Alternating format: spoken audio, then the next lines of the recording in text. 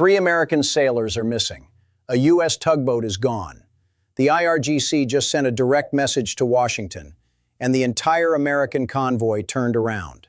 Tonight we are tracking every detail of the most dangerous moment in the Strait of Hormuz in years. Who fired first? What weapons were used? And why did the most powerful navy on Earth retreat? Stay with us. Everything gets revealed tonight. This did not happen overnight. Tensions in the Persian Gulf had been building for months. Iran's Revolutionary Guard Corps, the IRGC, doubled its naval patrols along the Hormuz corridor in early 2025. Washington noticed. The U.S. Fifth Fleet responded by increasing escort missions for commercial convoys passing through the strait. Then February 2025 changed everything. An IRGC speedboat swarm surrounded a Panamanian-flagged tanker near Larak Island. The USS Laboon destroyer was diverted to respond. Iran backed off, but barely. Defense analysts flagged it immediately. That incident was a rehearsal. Nobody listened hard enough. By March, IRGC boats were shadowing every American escorted convoy. Not attacking, just watching, learning response times, building patterns, waiting for the right moment. Then the economic pressure exploded everything. New U.S. sanctions targeting Iranian oil exports took effect on April 1st. Tehran lost an estimated $1.2 billion in projected revenue within the first week alone. The Supreme Leader issued a direct warning through state media. Quote, "American ships do not belong in our waters." The Fifth Fleet publicly dismissed it. That was a mistake. On April 9th, the USNS Catawba, a military Sealift Command tugboat, was assigned to escort a 7-vessel commercial convoy through the strait. The cargo included military spare parts and humanitarian aid. 14 crew members were aboard. Routine mission, standard protocol. Nobody expected what came next, because nobody was supposed to. This attack was not random. Intelligence intercepts reviewed by 3 separate defense analysts confirm that IRGC naval commanders had been tracking the USNS Catawba for 72 hours before the strike. They knew her speed. They knew her route. They knew the exact positioning of every armed escort in the convoy. Catawba was chosen specifically because tugboats carry almost no defensive armament. She was the softest vessel in the entire group. At 03:47 local time on April 12th, the convoy entered the narrowest section of the strait.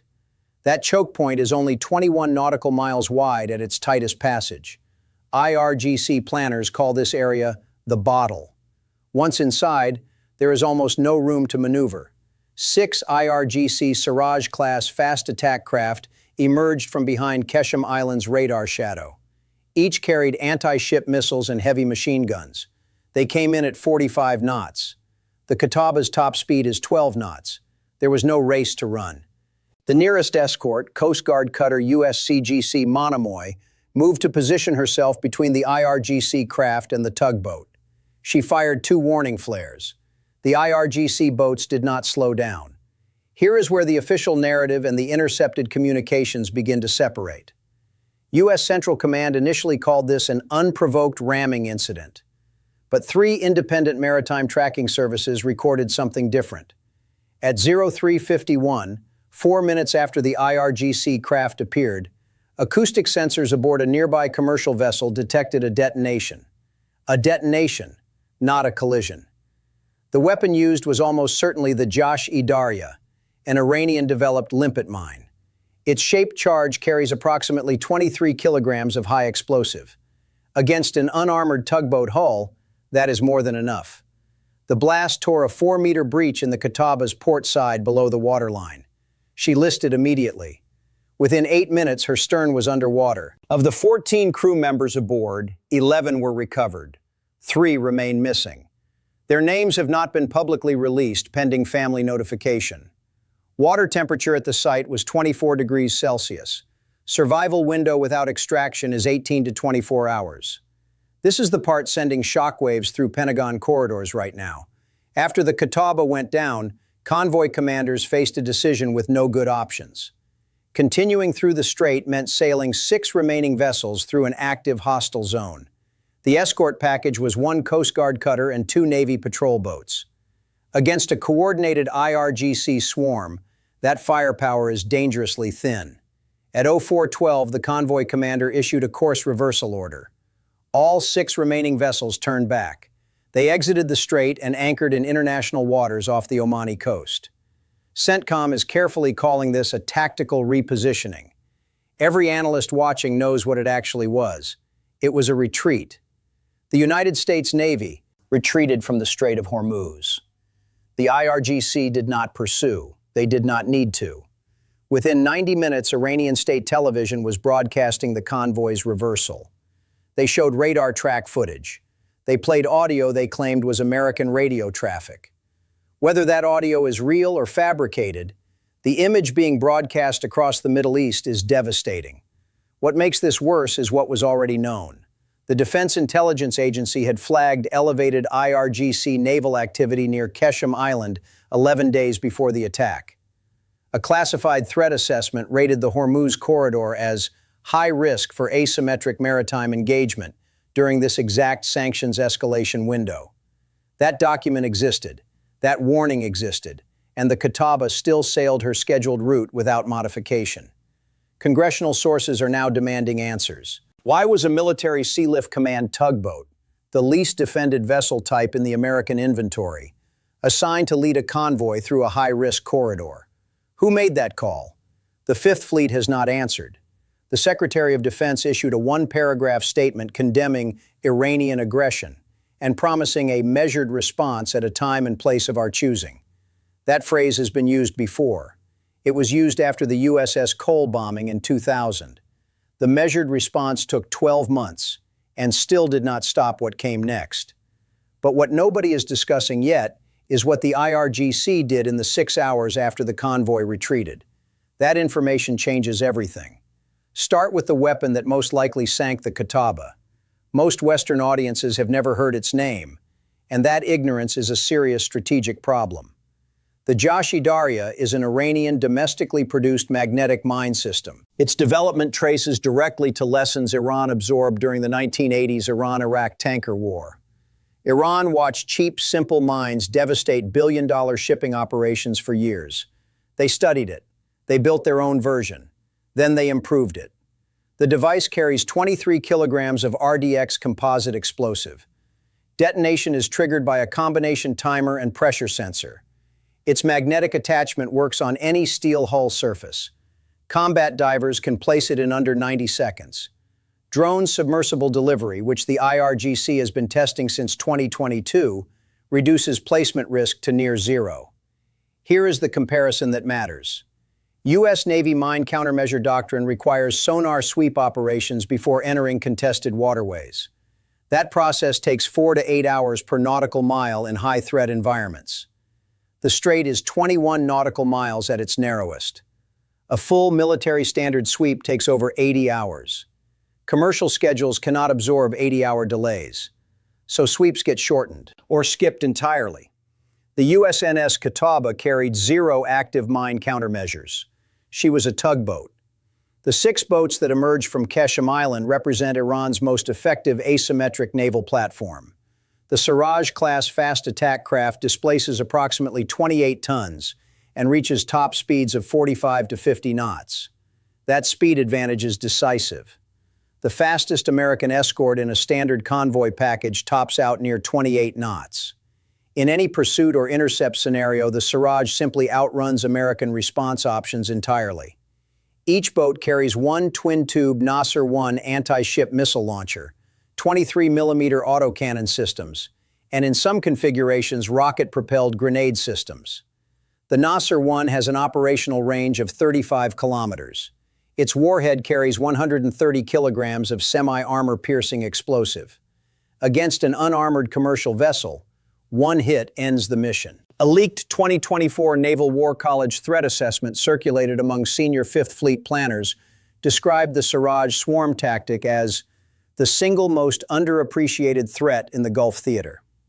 That same document recommended a minimum 4-ship armed escort for any Hormuz transit convoy during elevated threat periods. The Catawba convoy had 1 cutter and 2 patrol boats.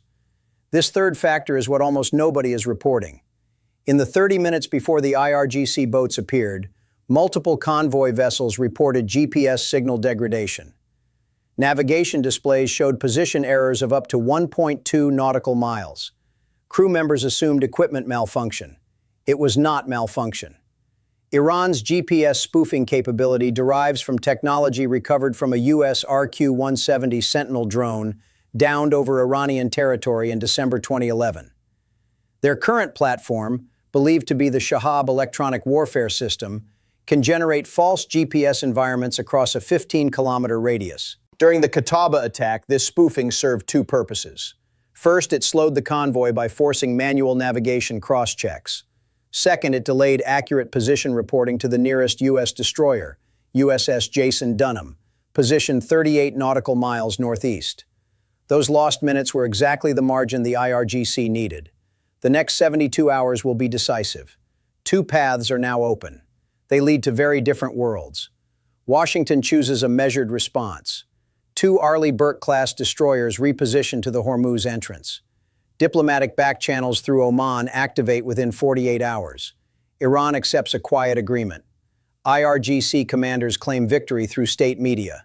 Washington absorbs the embarrassment quietly. The three missing sailors are recovered or declared lost. The convoy route resumes within 2 weeks under a significantly upgraded escort package. The strait stays open. Oil markets spike 8 to 12%, then stabilize. No wider war. A dangerous precedent is set, but managed. Now consider the second path. It begins with one miscalculation. Washington authorizes a retaliatory strike within 24 hours, targeting IRGC naval facilities on Qeshm Island. Iran responds by mining the strait entrance, not with a few devices, with hundreds. Iranian full Hormuz closure doctrine calls for deploying up to 2,000 mines across 3 shipping lanes simultaneously. Clearing that field under active combat conditions would take the U.S. Navy between 3 and 6 months. During those months, 20% of the world's daily oil supply stops moving. Global markets enter freefall within 72 hours. Gulf Cooperation Council nations face economic collapse within 60 days. Iran activates Hezbollah assets in Lebanon. Israel responds. The entire Middle East theater ignites at once. The countdown has already started. Every hour those 3 sailors remain missing. Public pressure on Washington to act increases. Every hour Washington waits, Iran consolidates its position. The window for a controlled outcome is 48 to 72 hours. After that window closes, history takes over. And history in this region has never been kind to anyone. Here is what was promised at the beginning of this video. The question was never just who fired. The real question was why the convoy retreated. The answer is harder than you expected. The USNS Qataba was not simply a tugboat. She was carrying classified cargo under Military Sealift Command Manifest Code MSC 7743 Alpha. 2 independent maritime intelligence monitors confirmed through shipping registry cross-referencing that this code corresponds to drone components and electronic warfare support equipment bound for regional forward positioning. Iran knew what she was carrying. This attack was not designed to escalate. It was a surgical message. Stop moving that equipment. The convoy retreat was not a failure of nerve. It was a command decision made with full awareness that losing that cargo publicly was far worse than losing the convoy temporarily. 3 sailors are still missing. Their families are waiting. Whatever decisions come next, those 3 lives are the true cost of this miscalculation. Not the cargo, not the geopolitics, not the headlines. Tonight's clear loser is not just American credibility in the Gulf. It is the entire doctrine that said conventional naval power alone could deter asymmetric warfare. In a 21-mile waterway controlled by an enemy that has studied American weaknesses for 40 years. Iran's IRGC did not just win a battle tonight, they proved a theory.